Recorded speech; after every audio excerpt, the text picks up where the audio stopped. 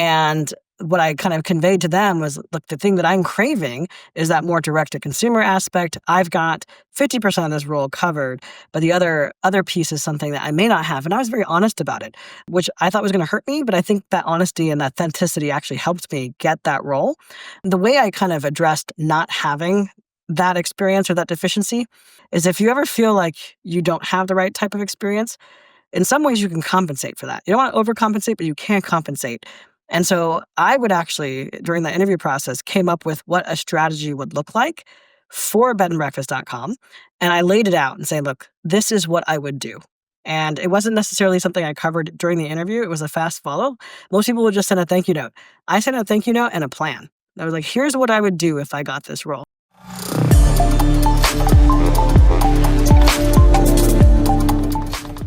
Okay, guys, welcome back to the Tech Jobber Podcast. We have an amazing show for you today. A very hot topic in the tech space is product management, and we have a guy that is an expert in the field. He is a director of product management. So we're going to get his best tips on getting hired or getting started as a product manager. He's also worked at very public companies that people know. He's worked as a product manager over at Expedia Verbo, as well as Match. So he has helped plan some of your trips, and he has helped you maybe get some dates with some of the products he's worked on. So very happy to welcome Owais Siddiqui to the show. Welcome, Owais. Thank you, Chris. I'm excited to be here. I hope that people find this engaging, and hopefully they can learn something from the conversation. Yeah, so product management is a very hot topic in tech, like I said before. We would see TikToks of big tech, young people in product management showing how little they do, but that was kind of a trend. I think that has largely gone away. But I kind of want to get from an expert like yourself, 15 years of product management. Why don't you just define it for everyone? What exactly is product management?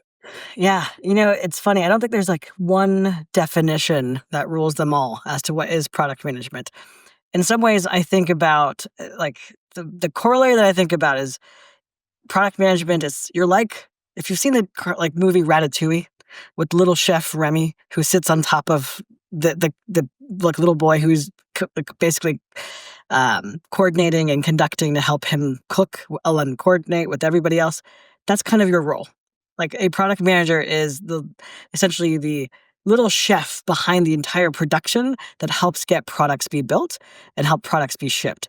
More specifically though, I think about it, it's you're taking ideas and business strategy and helping them come to life by working with engineering, design, and others that are in the actual tech space.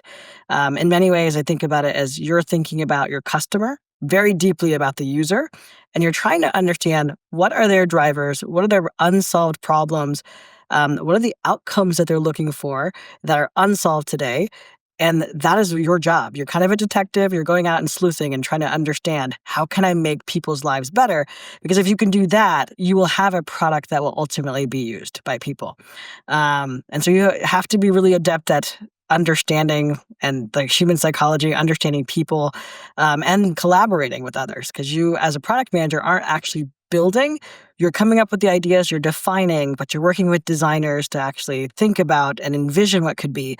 And then you're working with the actual developers who code and build it. And so you need to be very clear in your writing and communications so that they understand what is it that needs to be built.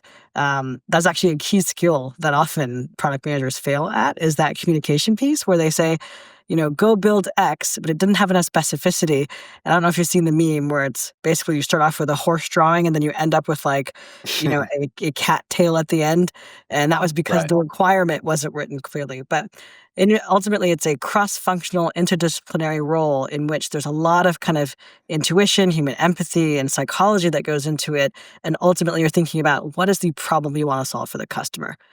Again, I don't think there's like one definition that rules them all. There's a lot of things, but I think it's the way I've envisioned myself as many times. I'm Ratatouille in the kitchen and trying to get all these moving parts to actually make something and get it out the door. Wow. Yeah. Well, I want to get into, obviously you've worked for some major companies that people are users of that are probably watching this. So I want to get into some of that. But I mean, what was your path to the product management space to eventually get to director? Yeah, it's funny. I think this is probably the case for quite a few people. My path was not a linear one. It was quite circuitous. I think in general, careers are marathons; they're not sprints, and you'd be surprised where your careers take you. I actually started my career out in investment management, and I was in this rotational program. I learned quite a bit in terms of how you manage money, accounting, and that space was really exciting. I got to learn a lot of bit about what skills and things I'm naturally good at and what things I don't enjoy. That experience was great. From there, I actually worked at a nonprofit that was essentially scaling safe water programs in Kenya. So neither of those two things, I think, scream technology, right? And I actually didn't study a technical degree in undergrad. It was kind of much more of a broad education, just a liberal arts education. What I was really keen on, though, at the time was if I could get into tech without having to go back for more education or more school and taking on that debt, that was what I was really keen on. And so I thought deeply about how can I leverage and position my experience, and I really leaned on the investment management part of my experience, and I targeted companies that were in the SaaS, software as a service space, that catered to financial services and financial institutions. And that was my first big break. I was actually able to get an entry level business analyst job that turned into a product management job at IHS Market, which is now S&P Global. And that Mm. was really the start of my product career. And then from there, I kind of continued to hone my craft as an IC, and then more recently as a director, leading teams. And when you're leading people, the goal is not just to get people to actually contribute the most that they can, but actually craft a strategy and a vision that you're all working towards. So I can go into much more detail, but that was kind of really my initial path. And I think you need to figure out, how do you get that first experience? How do you get that first break? Because from there on out, you can then build upon that experience, and hopefully position it for future opportunities. So do you recommend people get that business analyst background if they're looking to become someone like yourself? Or Yeah, I think that's one way. That's one path to product, is that you can start as a BA, and many companies have business analyst roles. I actually think that's more of a clear path to product management.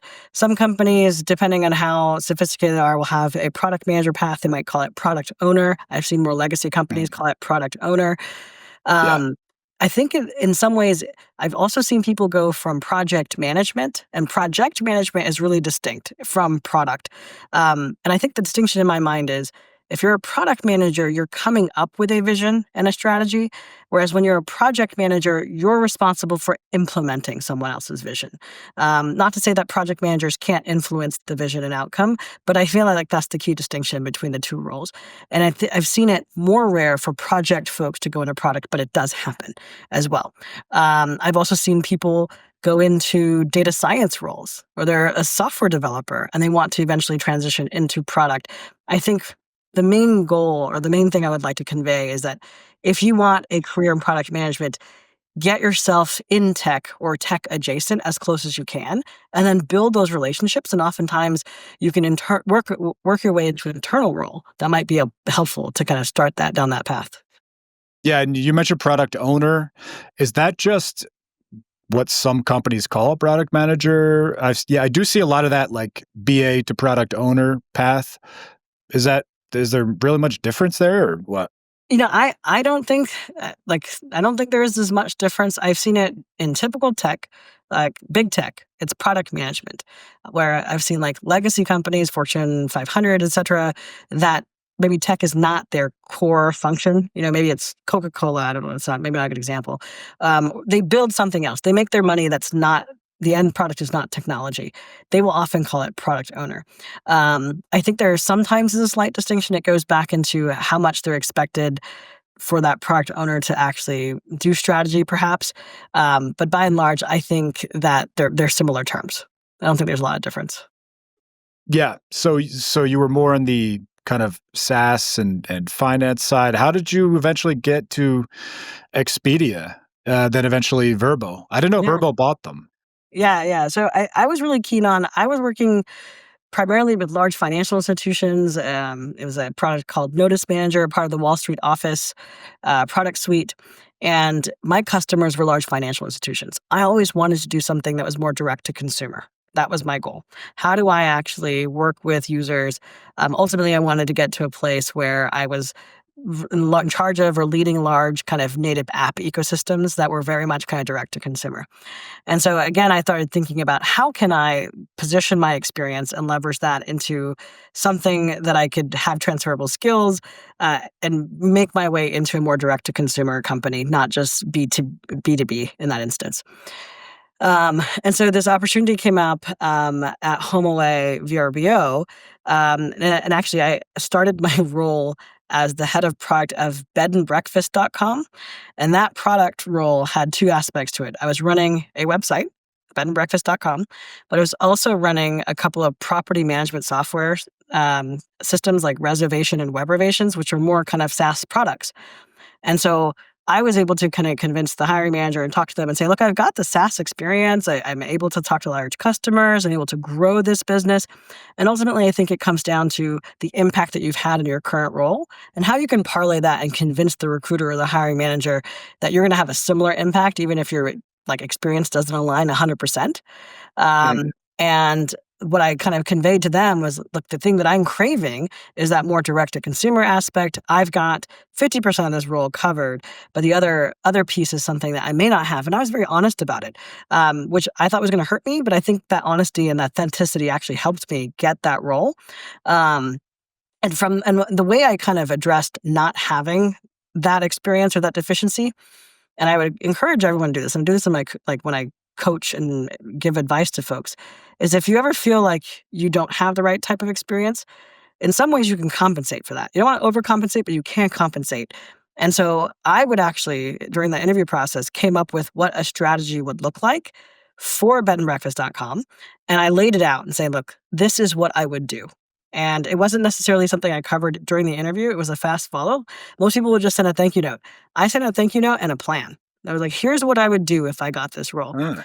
Um, So and that wasn't required no, of the interview process. mm, You just said, "Hey, why not? I have some ideas." yeah, exactly. And it's an opportunity for you if you didn't have the chance to dig into it in a half hour or hour-long interview to showcase your thinking asynchronously, right? And you can go, and I think that also shows how interested you might be in a role, especially if you are. And right now, I know that the market, there's a lot of people looking for like a role or new opportunity, so you've got to set yourself apart somehow, and that might be one way to do that. But I think that was another thing I did that helped me land at bedandbreakfast.com, which was owned by HomeAway. And then very quickly from there, I actually moved on to the core HomeAway platform.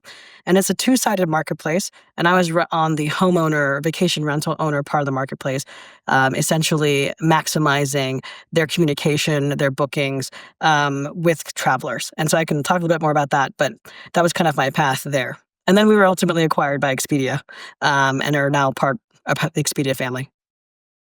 Yeah. So you mentioned working.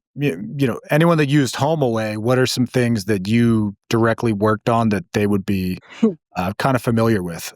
Yeah, so like I said, I was on the homeowner side. So you've two-sided marketplaces always have, the supply side and then you have the demand side. And so in this instance, the demand side are travelers, people trying to book homes. The supply side are vacation rental owners. Okay, so I was on the vacation rental owner side, and I essentially rebuilt what was called Reservation Manager, and that suite of products essentially was how you communicated to travelers, how you took your bookings, how you set pricing in some instances, how you did cancellations or deterred cancellations. It was a big chunk of the essential vacation rental owner experience. So if you have a HomeAway or vacation rental and you have it listed on Vrbo, and I actually have an Airbnb/Vrbo. That experience hasn't really changed. It's largely what I designed and built in the last 4 years ago. It hasn't really changed all that much. But that is essentially what I built. It's essentially the core booking experience for homeowners, vacation rental owners on Vrbo. Okay, so the process was HomeAway was purchased by Expedia because Expedia, you don't think about vacation rentals, but they do have that as part of the thing? Yeah, it's funny. Expedia is almost like a holding company. It has a bunch of brands within its portfolio. I think in many ways it's called the Expedia Group, EG. And so within Expedia's portfolio, you've got Hotels.com, Travelocity, obviously Expedia, but all of these other kind of intellectual property are in many ways white labeled. With kind of an Expedia template, if you will, and you don't realize that you're still using essentially an Expedia brand. In many ways, there's a similar back end. The front end will sometimes look very similar as well. That necessarily wasn't applied, at least during my time, to HomeAway. HomeAway still had like a distinct kind of front end, but there's a lot of other brands that have been acquired by Expedia that are within that kind of portfolio or umbrella. Yeah, I don't know if you knew that, Wow. like Hotels.com No, I and didn't. Travelocity, all those are owned by Expedia. Wow. Okay. Yeah. No, I did They're not know that. Well, and one question, spoiler alert, I'm going to ask you about when we talk about Match Group. So you've worked at these companies. Well, we'll talk about Match, in a minute. But you're connecting. The company is connecting people. There are always potential for bad things in a connection that you guys have made. What are some things that, just as the casual user of some of these companies and websites and products, what are some things they don't think about that you guys are keenly aware of? I mean, there's legalities, there's, all sorts of things like that. What are some things we wouldn't think about that is like, oh, wow, geez, I didn't even think about that as far as the business model? Yeah, I don't know it's as much about business model, but there's certainly a big trust and safety element in any two-sided marketplace. Especially at my time at Match, I was the director of product there, leading essentially the product team for Match.com, the original brand within Match Group's portfolio. And there, trust and safety is such table stakes that you have to take it very seriously because if you don't, it will impact your business revenue. It will impact your business negatively. And I know other two-sided marketplaces have similar issues in which, like I can think of, care.com, where you've got providers. Trust is very important in that two-sided marketplace. Similarly, at HomeAway, VRBO, Verbo, we took trust and safety very seriously. And one way we actually helped homeowners feel very comfortable about taking essentially a stranger and staying at your place was that we implemented essentially these guarantees that if you had like some amount of damage that you were covered up to like $1 million at the time. I don't know if it's changed, but there was all these things that you could take part of in case there was an issue or some damage that occurred because of a traveler. One of the Mhm. key things I did when I was at Verbo was that we actually transitioned from a request to book model to instant book. You might not even think of it now, but that was a change. Previously, you actually had to request from a vacation rental owner, can I stay at your home? And then they would take up to 24 hours, sometimes 48 hours to get back to you. And during that time, often what they were doing was Googling you to make sure that you were like not a shady character who's going to stay at their vacation rental. Mhm. And that could open us up to liability, like if there was a pattern of discrimination or other things. So from like a table stakes business revenue impact, it was really important for us to move beyond this request to book model and move towards getting everyone comfortable with instant booking. And like the way, and that was really important for us as Expedia, because Expedia is a hotel website essentially. You got a bunch of hotels, you got car rentals and things that you can book, but you book them immediately. You don't ever request to book a hotel. You don't wait to hear Right. back from the hotel. And so imagine if you could take all of Verbo's inventory and put it on Expedia's sites and instantly book them so that they're hotel-like. It's like a commodity that you can also book. And that was ultimately, I think, the investment hypothesis that Expedia Group had behind the purchase of Verbo, also to compete with, Airbnb and kind of a growing Mhm. market vertical for travel. And so we did that. Like I was able to actually get the marketplace to go from, I think it was like sub 50% instant booking to 100% to instant booking. And that was probably the most impactful thing that I did there because it unlocked additional revenue and it increased the speed of revenue at Verbo because we were booking more quickly. You don't have to wait 24 hours.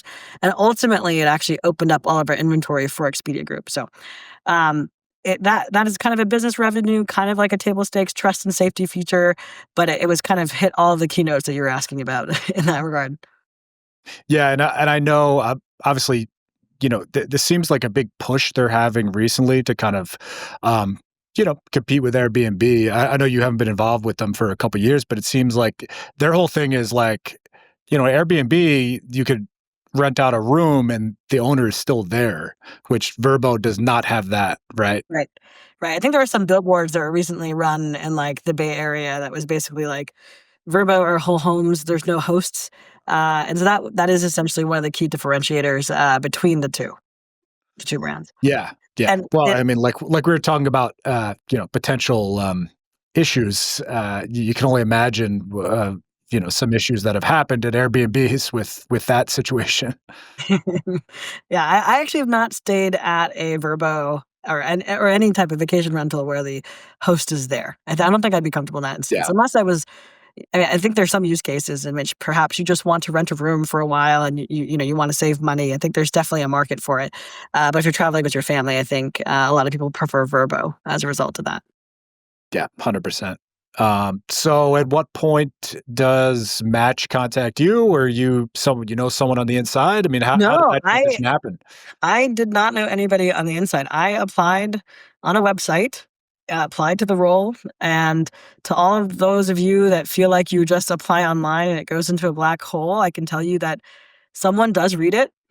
At some point, I think there is so it's not just a black hole that, you can get, I guess, lucky perhaps.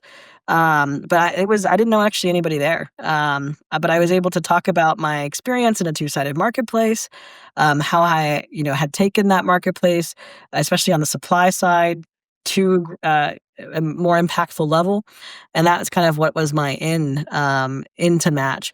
Yeah, they were looking for someone with an outside perspective to come in and like lead the strategy and come up with a vision. I was just so excited because it was finally the place I was where it was direct to consumer. It was a native app ecosystem. Um, and I'm very mission driven. Like I worked at a nonprofit that brought water to Kenya. That's kind of what I love doing. I just didn't make any money, and so I needed to eventually get someplace where I could also have a good life in the U.S. And have this direct to consumer impact. And so I like to think in my career I've helped people make memories, find great vacations and take great vacations. I've helped them find their person at Match. And so that mission-driven kind of approach really aligned with me and why I was really excited about Match.com itself. But, I came in at a tumultuous time. It was prior to COVID, and then we kind of during COVID, we went through, it was a very rocky time for anyone in the dating space, but apps were Mm, actually one of the bright spots because the only place where you could go and find someone was online because you couldn't meet in person. Um, right. and a lot of my job was actually to help turn that business around. It had not, like within Match Group's portfolio, and Match Group was very similar to Expedia Group. A lot of these were Interactive Corp IAC brands that were eventually spun out of IAC. But Match Group owns Tinder, it owns Hinge, OkCupid. It owns a lot of other dating apps, which people may not realize it's all the same parent company as well. Uh, Yeah. So, I mean, that was what I was going to ask you. I mean, everyone remembers Match.com was a thing 20 years ago, and then it's still a thing. and It's there still were a thing. it's still you just it's just the free dating apps with the upsells are kind of just so much more prevalent. I mean, what was the user? I mean, do you remember what the user breakdown was globally? Tinder, Hinge, Match. What was it? Yeah, the way Match Group is organized, or was at least at the time, is that we didn't necessarily concern ourselves too much about what Tinder was doing, what Hinge, OkCupid was doing. We're really concerned about our own business. How do we continue to drive value and business revenue and free cash flow that helps Match Group, right? Mm, And to your point, you're speaking to, Match.com. I think what you're alluding to is the only way to actually use Match at the time, right when, well, before I joined and at the time, was that you had to essentially pay for the experience. There was no freemium version of Match. The only way you had access to the Match ecosystem and that two-sided marketplace is if you paid for a subscription. You had a paywall very early on in onboarding, and when I looked at the data, we looked at the funnel, we saw that we lost a lot of people because they're almost conditioned and assuming that this is going to be freemium. I'm going to be able to try it out, get a taste of how great Match is, and then eventually, convert to a paying subscriber, or I'll, spend money via a la carte items like a super like or things like that. But at the time, Match had a very strong subscription model. And the idea was that subscription and paywall and pay only model actually differentiated us amongst Match Group. Everything else was freemium, but this was the only truly paid product. And the reason for that was it was really kind of leaning into our high intent mission. That Match itself is where you go to find your person. Tinder, you could argue, is a bit more casual. And so if you think about like where Match falls and what is its brand kind of recognition and brand kind of moat, if you will, it's more of that high intent, serious dater, if you will, that was looking for a longer term partnership or relationship. Mhm. And so the idea was like, well, everyone needs to pay to play, because if you are a subscriber and you're here, you're high intent. And that's a signal to anybody else in the marketplace that if you're all here, you've all paid to be here, and everyone's more You're not serious. messing around. You're not messing around. Right. Exactly. Yeah. But at the same time, we were like you're saying, like maybe we weren't staying as relevant because you had a lot of people who weren't even giving us a chance, Mhm. Um, and so one of my jobs was to understand, like from a business perspective, what needed to change. How could we actually change our business model without cannibalizing existing revenue? And so we actually tested a bunch of different freemium versions of Match. And so there was a bunch of A/B testing that we did uh, on what is the right business model. Eventually, we were able to kind of bring down the gates and allow people to experience the ecosystem. And there was a limiting factor at the time around the number of conversations you had, because one Mhm. of our key insights was the number of good conversations, having like a six-way back and forth, or having really good conversations is an outcome that people are looking for. Like, how many times have you been on a dating app and all you get is a hey, and someone responds back, hey, and that's it. Right. Or they Mhm. never even start a conversation. And so we were very concerned about how do we get inertia and velocity within the experience? How do we get beyond the hey? Or how do we get people to have better conversation starters and essentially outcomes in the app? Because if we did not deliver an outcome quickly within that first week of being on the app, the propensity to actually convert and continue to be a subscriber was going to be much lower over time. And so the things that we cared about was, like in terms of the business metric, it was lifetime value, or ARPU, like average revenue per user is what that stands for. And so these are the types of things that, given my background in finance, I'm able to speak to and say, these are very important things and how I would actually drive a business forward. And so you have to continue to weave in and the best parts of your experience and the like little nuggets of your experience that are still applicable to what you're trying to do or what you're trying to do now. It's an interesting business model because obviously there are there's an endless supply of new potential users, right? I mean, I guess 18 was the minimum age, correct? So every year there's new 18-year-olds. However, if you're successful in your business, people get married and they're no longer users. Hopefully they're not users of your service anymore. Right. So, what was so like lifetime value? I mean, what was that all about? Yeah, and it's funny, like it wasn't like we were nefariously trying to extract money from people, Right. right? That's not our mission. Is to help connect people. It was connection, Mhm. and it's help them to find their person. And I actually think that Hinge articulated this in a way that really connected with people. It's designed to be deleted because it's getting at what you're referring to, that perhaps the incentives are not aligned. The business incentive for Match potentially is that we keep you around as long as possible and take as much, extract as much value as we can, right? Versus really being aligned with helping you find your person. And that was something that I was very keen on. Like, we are ultimately here to help people find their person. Yes, we have a business to run. We are a publicly traded company. We can't lose sight of that fact. But where is that intersection of both this is right by the customer and this is right by the business?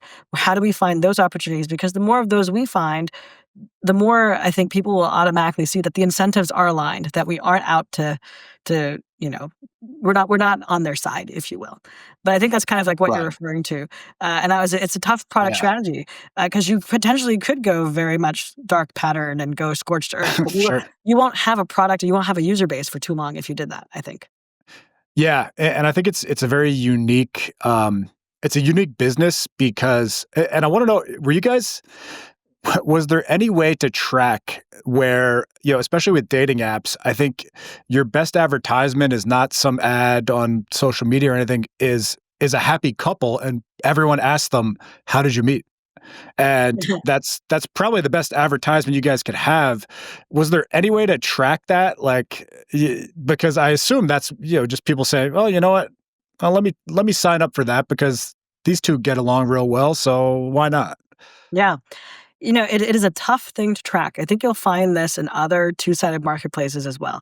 Like if you looked at LinkedIn or you look at Indeed, those marketplaces, they're two-sided. You've got people that are job seekers and you've got employers. They actually don't know if you applied to a job, whether you were rejected from the job, whether you got the job.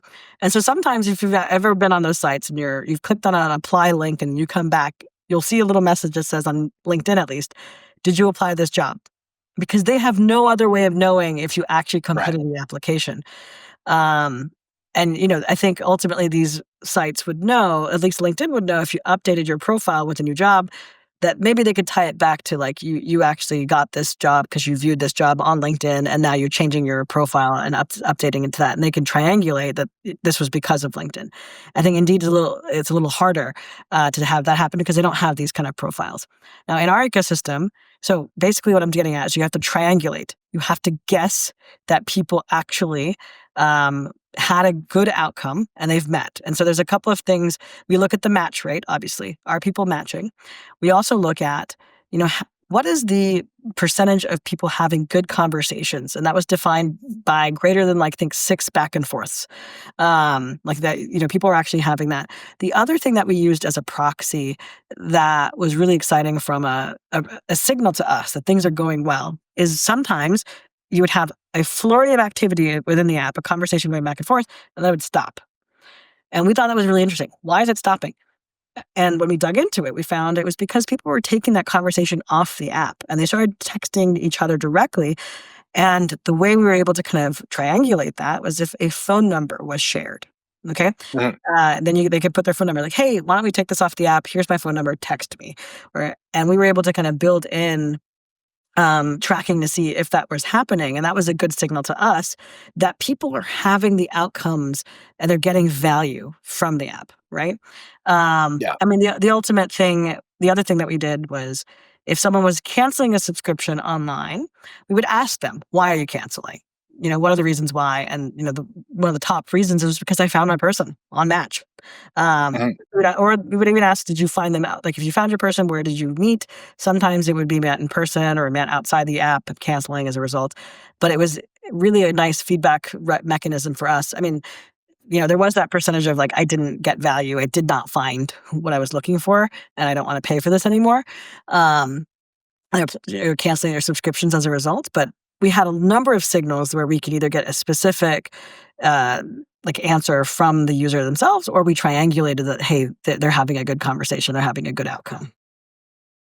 Yeah. No, I mean, it's all very interesting. I mean, I want to get to a lot of your best tips for product managers in a sec, but just before we move on from Match, I mean, was there a mechanism?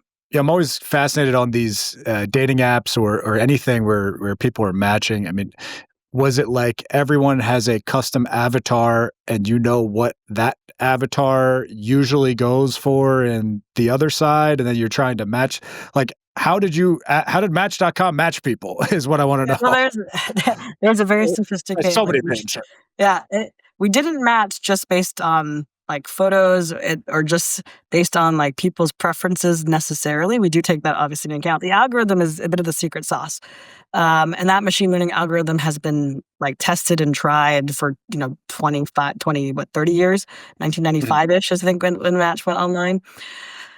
Um, what I will say, if you're asking for like tips, like what is a good profile and how do you make yourself seen and like preferred by the algorithm, there's things that you can do. I think it's important to have at least, I think it was like 5 photos that are in different locations. uh, People would often, like, even if we put in a recommendation or a tooltip that said, hey, you need to have at least 5 photos, a lot of I'm gonna say a lot of men would just take 5 selfies in a row, or and they're like a lot Oh of my God. them will be in their Wow. car and take a bunch of 5 car photos. There's a lot of gym photos, and you might think that you look good in the gym, but I don't necessarily think that's like the most flattering at times as what folks do. And so we actually Right. had a computer vision model that would be checking for like lewd behavior, lewd photos, gym photos. We'd kind of encourage you to like do something different. And so there was a lot of that kind of immediate feedback when someone were to upload, but having diverse photos, having a pet in a photo, being able to showcase your personality, like if you're into hiking, a photo of you hiking, like a photo of you doing any of your hobbies, those were really good things for people to do to get engagement inbound. And as you got more engagement, you were your profile was more popular, and you were shown to more people, and and it kind of was like a self-enforcing feedback loop. But we had to be careful that not only just the most popular profiles were seen, and that there was equity within the ecosystem, and we had guardrails around that as well. But yeah, Yeah, those are some things I think it's really important to make sure you have a complete profile that actually showcases who you are, authenticity. Like a lot of people just don't take the time to create a good dating like profile. mhm. Yeah. All right. Well, there you go. Tips from a guy that was on the inside at these dating apps. There you go.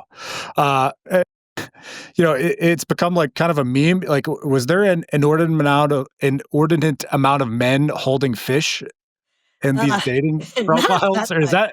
is that actually a thing or no? No, like that, like I mean, depends on what part of the country, but hunting Okay. photos, they do there's a lot of hunting photos that are shown. And if you're into hunting, that's great. That's good if that's part of your Yeah. personality. It's the car photos and like the gym selfies that I think really we just did not see the inbound engagement with those, and we try to discourage that, you know? Yeah. Wow. Wow. Okay.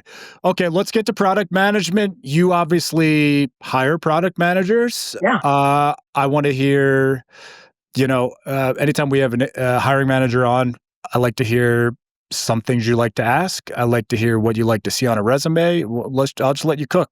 Go ahead. Yeah. I mean, what I'm ultimately looking for product managers when I hire, there's like 2 key things.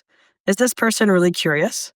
Do I feel like they're going to bring a level of like intellectual curiosity and engagement and like sleuthing slash depth to this role? Because so much of what we do, there isn't necessarily a cookie cutter process. You have to ask the right questions.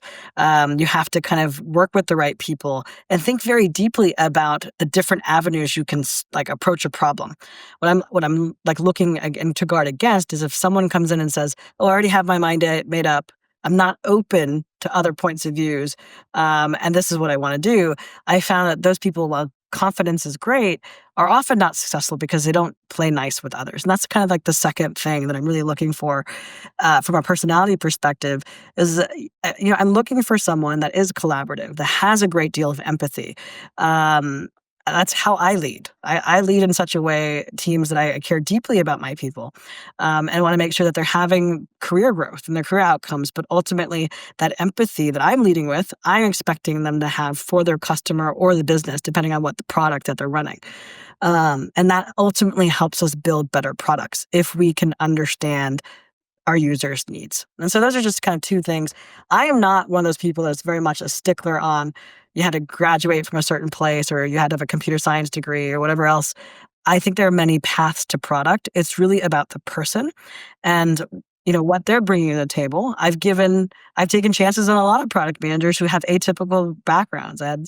someone who was from mostly marketing who has been a fantastic product manager. Someone who had mostly a background in HR, and is probably one of my favorite product managers like to have worked with.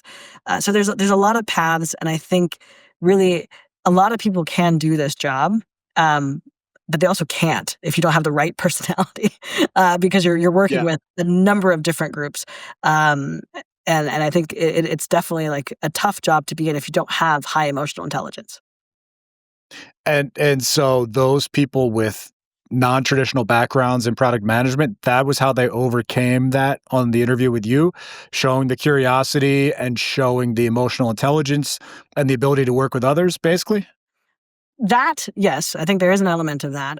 part of my process, and a lot of companies do this now, we will actually have essentially a case study about something that we're solving today, and that will be given to PMs, and they're expected to come up with like a solution. Mhm. Companies often do this in two ways. One, they might give you a take home assignment and they give you like a week, the weekend, or whatever else it is to work on it. I actually don't like that approach because some people may not have the time and may spend a lot of time on it, whereas other candidates, can't. What I like to do is we ask for like a 2-hour block on your calendar, and we give you the prompt, and you have an hour to come up with a solution, whatever you want. It could be a document, a slides, and Google Slides, PowerPoint, whatever it is, and then you present that second hour, and you're like speaking in front of a panel, and that's a way for you to showcase how do you think under pressure, are you structured in your response, are you asking the right questions, involving the right people, and ultimately it's about coming up with a framework to solving a problem. And there's so many like frameworks that you can use. Um, and that often helps differentiate and separate people who maybe don't have the typical product background, but they did fantastically well because they were able to take a framework and apply it in a very insightful way. And so that's kind of what I've seen as a leveling playing field. But I might be also very different. Like when I review resumes, I ask HR to remove all personally identifiable information. I don't want to see a name. I don't want to see anything that might tell me what ethnicity or like whatever you are. I have them expunge all of that because I'm just looking at your resume for outcomes and impact. And so if you don't have a lot of quantifiable outcomes and impact on your resume, you're probably not going to get past my screen. And so if you just say, I managed this X product, and I, solved this problem, but you don't actually tell me why that problem mattered or the impact you had for that problem, you probably aren't going to move forward in my process. And I think that's the case for a lot of places. You have to be able to quantify what it is that you did. Yeah, and once again, what's the best way that someone can quantify solving those problems? Is it a financial savings or increase? I mean, is Yeah, it it depends. what is it? Yeah, it depends on the product, right? Sometimes you could show a savings. Like, so for instance, and thinking back to my career, one of the things I was tasked with at Verbo was to essentially reduce our cancellation rate. We were getting a lot of vacation rental owners canceling on travelers, and that was leading to like a very negative feedback loop in our ecosystem. And so I needed to reduce the cancellation rate. So adding friction, helping them understand every time you cancel, it hurts the algorithm and you don't get to be seen in search as often. And then we even took like a even more aggressive approach that, hey, if you cancel, your listing may be suspended if you don't have a good reason. And then that we needed to open up a whole nother avenue of essentially allowing people to have good reasons. Like, hey, there was a hurricane and my place is leaking. I need to cancel. And so there was like, we had to come up with a mechanism that allowed you to get out of that. But in that experience, I was able to quantify. I reduced the cancellation Mm. rate by X percentage. This resulted in like Y percentage or Y dollar more bookings. I don't remember the exact number anymore. But you may not have a product like that. The other thing that a lot of product managers will do, we're kind of mini scientists. I know I used the chef example, but we're also mini scientists. We're doing a lot of A/B Mm. testing.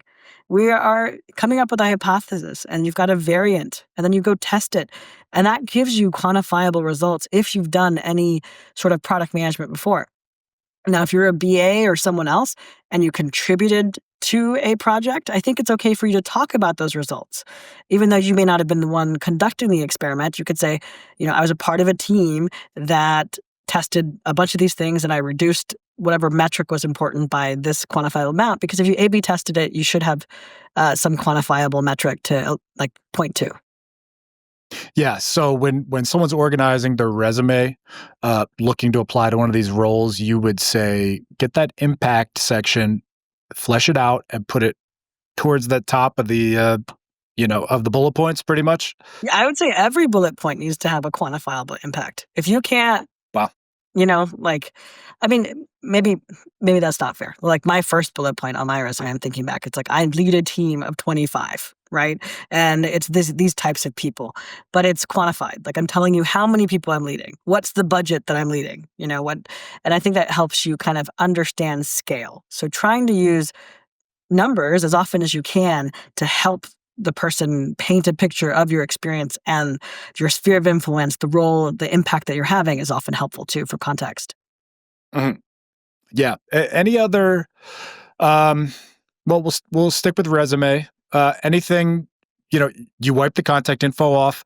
What has popped out? Like, oh, wow, look at that. I mean, anything that stands out. Obviously, you've reviewed hundreds or thousands of these resumes. Honestly, you'd be surprised by how many people don't actually take a outcome-driven approach to their resume. Either they haven't done it, right? They haven't been in a position where they can show that. But I think everyone, if you're working, you're having some type of quantifiable impact. You just got to think in those terms. And that's ultimately what I'm looking for. I mean, more recently, like of the two roles I hired more recently, I hired a growth and search, a growth PM. And so for that role, I was looking for someone that has actually come up with robust strategies to drive more users, to increase SEO, things like that. So I was looking for more very pointed things from that perspective. Like, hey, how have they come up with a strategy to grow uh, their user base? How have they come up with a strategy to encourage return rates or reduce cancellations, all that kind of stuff. I'm looking for someone that's thinking in that way because it's a very specific role I was looking for. And so I think it is the answer to that. And I know you hate this, but it depends. It depends on the role, like what I'm looking for. But I personally don't care, and I'm not always impressed by someone that's been at, like, the FAANGs of the world, where it's Mhm. Facebook, Amazon, Netflix, whatever else, because sometimes those companies are so large that you're working on a very small part of the Yeah. experience, whereas someone that might be at a startup or they might be, in a legacy company, everyone needs product managers, everyone has technology needs, and for me, it's more about what did you do with the opportunity and the problems you were given? How proactive was someone? I mean, the thing that I always look for if someone ever, and I've had a few people say this to me in job interviews, which I'm always surprised by, is like, oh, that wasn't in my job description. If anyone ever says that to me, like a job description is more of kind of like a suggestion. I call them job suggestions, not job descriptions, because you have no idea what your role is going to be or become in a year or 2 years from now. You might be doing something completely different. And so you need to be flexible and being adaptable is something I'm looking for as well. Yeah. Yeah. Well, like we were talking about before, it became popular on TikTok. The FANG product manager that drinks green tea and does yoga for half the day and makes 180K. Those I have gone away. That's not been my life in product, certainly. That must be nice. Must have been nice. I don't know who's Yeah. doing that today. I think it's all, Yeah. yeah, Think it's a thing of the past thing at of the this past. point. So, Yeah. Yeah. yeah, I mean, anything else, helpful tips? Do you see this? I mean, personally, I don't see this space as a immediate threat for AI. I would say. I mean, what are your thoughts on that? No, I think I don't. I mean, I can never say never, right?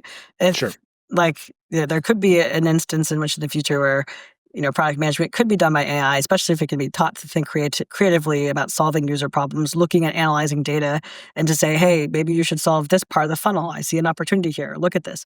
What I feel at the moment where we are is that AI and all these AI tools are going to be enablers. And it's why I think we're seeing a transition, at least at the very top in big tech.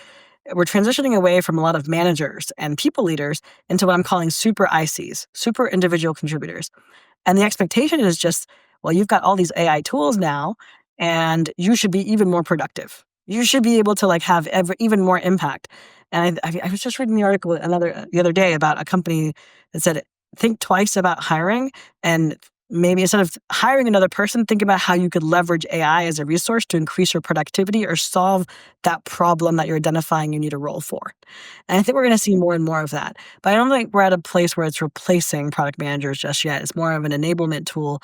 I think it is going to start with like agentic experiences, replacing, potentially people that are doing kind of repetitive tasks like in call centers, either like, I don't know, basically doing like a repair request or setting an appointment, those types of things I could see, AI could replace pretty easily.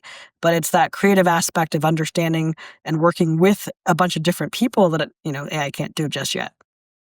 Yeah, I mean, before we go, I mean, for someone that is considering, we have a lot of people that are maybe job switchers in tech that watch, some kind of entry level people. For someone that is listening to this, like, wow, this guy's doing some cool stuff. Why don't you just reiterate, like, what type of person would that you've seen thrives in an environment like product management?